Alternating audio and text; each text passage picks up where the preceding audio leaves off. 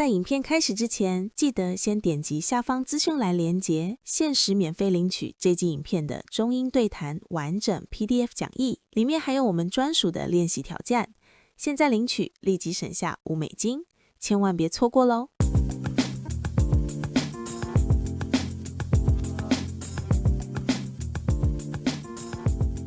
Welcome back to the Everyday English Podcast. I'm Kevin, and I'm here to learn how to be a better human, or at least how to manage my to-do list. And I'm Sophia.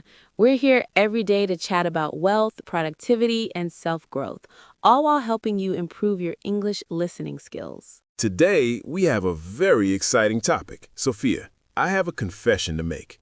Every new year, I make a huge list of resolutions. I say, Kevin, this is the year you get six-pack abs, learn to speak French fluently, and read 50 books. And by February, I am usually eating pizza, speaking only English, and watching Netflix. Why is it so hard to change? You are definitely not alone, Kevin. Most people fail because they try to change everything at once. They rely on motivation. But today, we are talking about a book that argues motivation is overrated. We are discussing 原子习惯, or in English, Atomic Habits by James Clear. Atomic Habits. I love the title. Atomic sounds powerful, like a bomb, but it also means something very small, right? Like an atom. Exactly. An atom is the smallest building block of matter.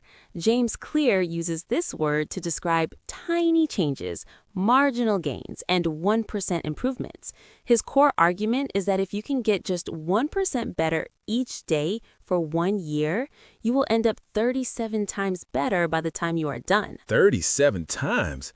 That sounds like magic math. How does that work? It is the power of compound interest. In finance, compound interest is when your money makes money. In self-improvement, your habits compound. Mathematically, 1.01 to the power of 365 equals 37.78. But if you get 1% worse every day, you drop almost to zero. That is terrifying. So small bad habits also compound against me? Yes, it is a double-edged sword. A sword with two sharp sides. It can work for you or against you. Let me give you a famous example from the book. Have you heard of the British cycling team? I think so. Aren't they really good? They are now. But for about 100 years, British cycling was mediocre. Average. They had won only a single gold medal in the Olympic Games since 1908. It was so bad that one top bike manufacturer in Europe refused to sell bikes to the team because they were afraid it would hurt their sales if people saw the British team riding their gear. Ouch. That is embarrassing. Please don't ride our bikes. You make us look bad. So what changed? In 2003, they hired a performance director named Dave Brailsford. He believed in a strategy called the aggregation of marginal gains. Aggregation of marginal gains. That's a mouthful. Can we use the bridge technique here? Of course. Aggregation comes from the root word aggregate, which means to collect or gather things together. Marginal means small or on the edge, so he wanted to gather together many tiny, small improvements. Okay, so instead of trying to make the bike 100% faster, he tried to find 100 things to improve by 1%. Precisely. They did the normal things, like redesigning the bike seats to make them more comfortable and rubbing alcohol on the tires for better grip. But then they went crazy. They tested different massage gels to see which one led to the fastest muscle recovery. They hired a surgeon to teach each rider the best way to wash their hands to reduce the chances of catching a cold. They even determined which type of pillow and mattress led to the best night's sleep for each rider. They changed their pillows? That seems obsessive. It was. They even painted the inside of the team truck white. Why white? To look clean? To spot dust. Dust could degrade the performance of the finely tuned bikes. They looked for 1% improvements in areas nobody else was looking at. And what was the result of all this pillow changing and truck painting? Just 5 years later, at the Beijing Olympics in 2008, the British cycling team won 60% of all gold medals available. 4 years later, in London, they set 9 Olympic records and 7 world records. Wow, from nobody wanting to sell them bikes to world domination. That is the power of atomic habits. Exactly. James Clear says habits are the compound interest of self-improvement. Okay, I'm sold on the math. But here's my problem, Sophia. When I go to the gym, I go for a week, I look in the mirror, and I look exactly the same. I don't see that 1% improvement. I get discouraged, and I quit. That is what James Clear calls the plateau of latent potential. Whoa, fancy term alert. Plateau of latent potential. Let's break that down. A plateau is a flat area of land. In this context, it means a period where you don't see any growth or change. Latent means existing but not yet developed or hidden. So it's the flat period where your progress is hidden. So it feels like the valley of disappointment. That's actually another name for it. Imagine an ice cube sitting on a table in a cold room. The room is 25 degrees. You want to melt the ice cube. You slowly heat the room. 26 degrees, 27, 28. The ice cube is still there. It looks exactly the same. I'm getting impatient just listening to this. 29, 30, 31. Still nothing. Then 32 degrees. The ice begins to melt. Now, Kevin, was it the 1 degree shift from 31 to 32 that melted the ice? Technically, yes, but actually, no. It was all the heat before that. Exactly. All the energy from 25 to 31 was being stored. It was latent. When you hit 32, you broke through the plateau. Your gym efforts are like heating the room. You're complaining that the ice isn't melting at 28 degrees, but you're actually building up the energy for the breakthrough. That is such a comforting thought. So when I'm working hard and seeing no results, I'm not failing, I'm just heating up the room. Yes, you need to cross the critical threshold. This brings me to another point in the book that really confused me at first. James Clear says, forget about goals. But Sophia, you and I talk about goals all the time. How can we achieve anything without a goal? He doesn't mean goals are useless, but he says they're overrated. He argues that we should focus on systems instead of goals. What's the difference? A goal is the result you want to achieve. A system is the process that leads to those results. For example, if you're a coach, your goal is to win a championship. Your system is the way you recruit players, manage your assistant coaches, and conduct practice. Okay, but if I completely ignored the goal of winning and only focused on the practice, would I still get results? Yes, and probably better results. Think about this, Kevin. In any competition, like the Olympics, every athlete has the same goal. They all want the gold medal. That's true. No one goes to the Olympics saying, I hope I come in last place. Right. Winners and losers have the same goals. So the goal cannot be the thing that differentiates the winners from the losers. It's their systems, their daily habits that make the difference. That is a huge mental shift. I always thought if I was unhappy, it was because I didn't have a good enough goal. The problem with goals is that they're temporary. Imagine you have a messy room. Your goal is to clean it. You summon the energy, you clean it for 3 hours. Now you have a clean room. Goal achieved.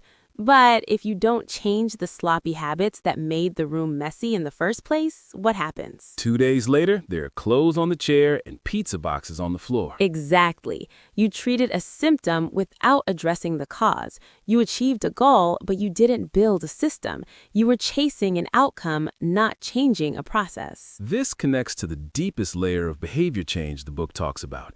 Identity. Yes, this is my favorite part. James Clear describes behavior change like an onion with 3 layers. The outer layer is outcomes, what you get. The middle layer is processes, what you do. The center, the core, is identity, what you believe. Most people focus on the outcomes. I want to lose weight. I want to write a book. Correct. But the most effective way to change your habits is to focus on who you wish to become. Let me give you a scenario. Imagine 2 people are trying to quit smoking. Someone offers them a cigarette. The first person says, "No thanks, I'm trying to quit." That sounds like a reasonable answer. It sounds reasonable, but it implies that they still believe they are a smoker who is trying to do something else. They're hoping their behavior changes while carrying around the same beliefs. Okay, what does the second person say? The second person says, "No thanks, I'm not a smoker." Oh, I see the difference. It's subtle, but powerful. I'm not a smoker. That's an identity statement. It signals a shift in identity. True behavior change is identity change. It's one thing to say, "I'm the type of person who wants this." It's something very different to say, I'm the type of person who is this. So instead of saying, I want to run a marathon, I should say, I am a runner. Yes, because once your pride gets involved, you'll fight tooth and nail to maintain your habits. You go for a run because that's what runners do. You don't eat the cookie because that's not what healthy people do. I love that. I am a podcaster. That's why I'm here recording, even when I'm tired. Exactly. Proof of identity requires evidence. Every time you write a page, you're casting a vote for the identity of a writer. Every time you do a workout, you're casting a vote for the identity of an athlete. You don't have to be perfect. You just need the majority of the votes to win the election of your identity. Okay, Sophia, we have the philosophy, we know about the 1% rule, the plateau, systems over goals, and identity. But how do we actually build these habits? James Clear gives us a practical framework called the 4 Laws of Behavior Change. Yes, this is the how-to guide. The 4 laws are... Let's run through these quickly with a real example. Let's say I want to learn to play the guitar. Great example. Law number 1, make it obvious.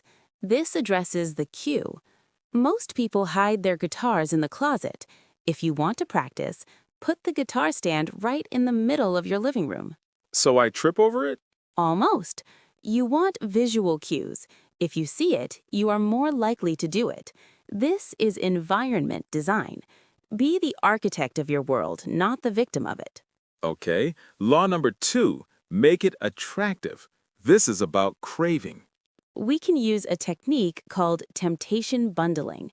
You link an action you want to do with an action you need to do. Like, I can only watch my favorite Netflix show while I am holding the guitar and practicing scales. Exactly. You bundle the guitar, which is hard, with Netflix, which is attractive. Eventually, you look forward to practicing because you get to watch the show. Law number 3, make it easy. This is the response. Human nature is lazy. We follow the law of least effort. We want to do whatever takes the least amount of energy. So reduce the friction. Friction. That means resistance, right? Yes. If your guitar is in a case, in the closet, behind a box of winter coats, there is too much friction. Taking it out takes 2 minutes. That is too long. The book mentions the 2-minute rule. Yes, when you start a new habit, it should take less than 2 minutes to do. Read before bed becomes read 1 page. Do 30 minutes of yoga becomes take out my yoga mat. Wait, simply taking out the mat count? Yes, because a habit must be established before it can be improved. You have to show up. You can't optimize a habit that doesn't exist. Master the art of showing up first. That takes the pressure off. I don't have to be perfect. I just have to do 2 minutes. Okay, law number 4, make it satisfying. This is the reward. We repeat behaviors that are immediately rewarded. The problem is, good habits often have delayed rewards. You practice guitar today, but you won't play well for months. So, how do I make it satisfying now? Use a habit tracker. Put a calendar on the wall and put a big red X on every day you practice. I have done this. It feels really good to draw that X. That feeling is the immediate reward. And after a few days, you have a chain. Your only goal becomes don't break the chain. So to summarize, make the good habits obvious, attractive, easy, and satisfying. And I assume for bad habits, we do the opposite. Precisely. Make it invisible, unattractive, difficult, and unsatisfying. If you want to stop eating cookies, don't buy them. Make them invisible. If you buy them, put them on a high shelf in the garage so it is difficult to get them. But Sophia, isn't this all a bit mechanical? Are we just robots that can be programmed? What about spontaneity? What about passion? That is a great critical question. Some people feel that building systems kills creativity, but James Clear argues that structure creates freedom. If your finances are automated, you have the freedom not to worry about money. If your health habits are automatic, you have the energy to be spontaneous and creative. So discipline equals freedom. Yes. Without habits, you are always fighting with yourself, deciding what to do, using up your willpower. Habits free up your mental space for the things that really matter. I really like that perspective. It's not about becoming a robot. It's about automating the boring stuff so you can be human for the fun stuff. Exactly. And remember, you don't need to change everything overnight. Just look for that 1% improvement. The aggregation of marginal gains. I'm going to paint my recording studio white after this episode. Maybe start with just organizing your desk, Kevin. Baby steps, or should I say atomic steps. This book,原子習慣, is truly a game changer. I highly recommend reading the full text to get all the nuances. Absolutely. We have covered the main pillars, but there are so many good stories in there. Let's do a quick mini practice time before we go. A trajectory is the path that an object follows through the air, like a rocket or a ball. Correct. In the context of habits, James Clear says, you should be far more concerned with your current trajectory than with your current results. So it doesn't matter if I'm out of shape right now, current result. What matters is if my habits are moving me towards health, trajectory. Yes, if you're a millionaire but you spend more than you earn every month, your trajectory is bad. If you're broke but you save a little bit every month, your trajectory is good. Focus on the path, not the current location. That's a great lesson to end on. Indeed. We hope this episode helps you build some positive atomic habits in your English learning journey. Just listen to one episode a day. That's your 1% improvement.